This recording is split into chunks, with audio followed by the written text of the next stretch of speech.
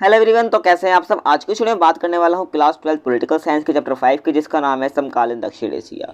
तो चैप्टर में आगे बढ़ने से पहले हम बात करते हैं समकालीन दक्षिण एशिया का मतलब क्या है। ठीक है ना, पहले चैप्टर का नाम समझेंगे, फिर हम चैप्टर की तरफ आगे बढ़ेंगे। तो यहाँ पर आपको समकालीन का मतलब तो पता ही होगा। समकालीन का मतलब होता है शीत युद्ध के बाद की जो राजनीति है उसको हम विश्व राजनीति के रूप में देखते हैं। ठीक है ना, मतलब कि 1991, ठीक है, 1991 के बाद की जो विश्व की राजनीति हम उसको हम समकालीन विश्व राजनीति के रूप में देखते हैं। तो इसमें दक्षिण एशिया की क्या स्थिति है तो वो हम इस चैप्टर में पढ़ने वाले हैं। ठीक है ना, तो इससे पहले हम क्या कर रहे थे, दूसरे क्षेत्र के बारे में पढ़ रहे थे। ठीक है, पड़ोसियों के बारे में पढ़ रहे थे, पड़ोसी यानी दूसरे क्षेत्रों के बारे में पढ़ रहे थे। ठीक है ना, और अब हम अपने घर के बारे में पढ़ने वाले हैं, मतलब कि हम दक्षिण एशिया में दक्षिण एशिया के बारे में पढ़ने वाले हैं, जिसमें हम खुद निवास करते हैं। और दक्षिण एशिया में भी कहाँ पर, भारत में निवास करते हैं। ठीक है ना, तो हम जो दक्षिण एशिया में जितने भी देश हैं उनके बारे में समझने वाले हैं। ठीक है ना, यहाँ पर क्या इनकी यहाँ राजनीतिक प्रणाली है और भारत के संग के संबंध कैसे हैं तो भी हम पढ़ने वाले हैं। ठीक है ना, तो इसमें कौन कौन से देशों को शामिल किया जाता है, तो इसमें इंडिया हो गया, हमारा पाकिस्तान है, ठीक है, नेपाल, भूटान, बांग्लादेश, श्रीलंका और मालदीव। ठीक है ना, तो ये देश में शामिल किए जाते हैं। तो इसमें म्यांमार और अफगानिस्तान को भी कभी कभार इसमें शामिल कर लिया जाता है, लेकिन वैसे जो अफगानिस्तान है इसको 2007 में शामिल कर लिया गया था। ठीक है ना, दक्षिण एशिया वाले पार्ट में।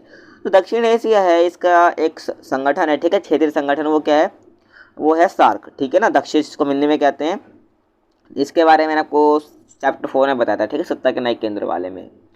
तो उसको 2007 में, ठीक है, अफगानिस्तान को 2007 में शामिल कर लिया गया इसमें। ठीक है, इसका मतलब जो दक्षिण एशिया में अफगानिस्तान को शामिल कर लिया जाता है। ठीक है ना, जब इस क्षेत्र की चर्चा की जाती है कभी कभार। ठीक है ना, कभी कभार शामिल करते हैं। वैसे तो 7 देश ही आते हैं। ठीक है ना, किसमें, दक्षिण एशिया में। ठीक है, तो यहाँ तक सारा क्लियर आपको। अब आगे बढ़ते हैं चैप्टर की तरफ। ठीक है, तो जो हमारा फर्स्ट टॉपिक आता है चैप्टर का वो है दक्षिण एशिया क्या है। इसके बारे में तो आपको बता ही चुका हूँ वीडियो की स्टार्टिंग में, तो फिर एक बार हम फिर से जान लेते हैं और अच्छे से जानेंगे। ठीक है ना, तो दक्षिण एशिया हम किसके लिए इस्तेमाल करते हैं, भारत, पाकिस्तान, नेपाल, भूटान, बांग्लादेश और श्रीलंका और मालदीव। ठीक है ना, इनके लिए हम क्या करते हैं, दक्षिण एशिया का इस्तेमाल करते हैं।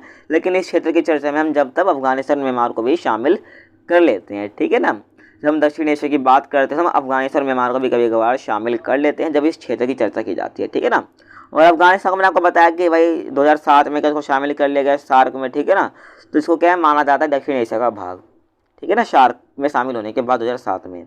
और वैसे जो अफगानिस्तान है मध्य एशिया का भाग है। ठीक है ना, और भाई चीन की हम बात करें ना, तो चीन को इस दक्षिण एशिया का हिस्सा नहीं माना जाता है। ठीक है, आपको याद रखना है, कभी कभार आपसे 1 मार्क में पूछा जा सकता है कि चीन को क्या दक्षिण एशिया का भाग माना जाता है या नहीं माना जाता है, तो आपका आंसर क्या होगा, नहीं माना जाता है। ठीक है ना, अब इस एरिया की भौगोलिक स्थिति की बात करते हैं, जो दक्षिण एशिया की हम बात कर रहे हैं, तो यहाँ की भौगोलिक स्थिति क्या है।